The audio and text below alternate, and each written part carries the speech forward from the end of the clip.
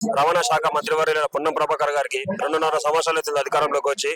మా రవాణా రంగ యూనియన్ అసోసియేషన్ తో ఒక మీటింగ్ పెట్టిన దాఖలు లేవు. మా యొక్క బాధలు తెలుసుకున్న ఆలోచన కూడా లేకపోవడం మా దురదృష్టం. మా తెలంగాణ శాఖ మంత్రివర్యులు పొన్నం ప్రభాకర్ గారు ఆ శాఖని ఎంచుకున్నందుకు మాకు దురదృష్టం. ఎందుకంటే ప్రజాపాలన ప్రజాప్రభుత్వం అంటున్న రేవంత్ రెడ్డి గారు సర్కారు కాంగ్రెస్ లో ఒక ఆనవాయితీ ఉంటది.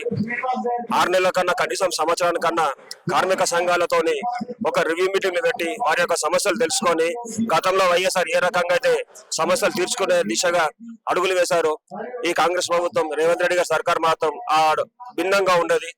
ఈ రోజు పొన్నం ప్రభాకర్ గారు రవాణా శాఖ మంత్రిగా కొనసాగి ఒక్క రివ్యూ మీటింగ్ పెట్టకుండా ఈ రోజు ఎల్బీనగర్ అడ్డా గానీ, ఔటర్ రింగ్ రోడ్ అడ్డా గానీ వైట్ ప్లేట్లు విపరీతంగా తిరుగుతున్నాయి.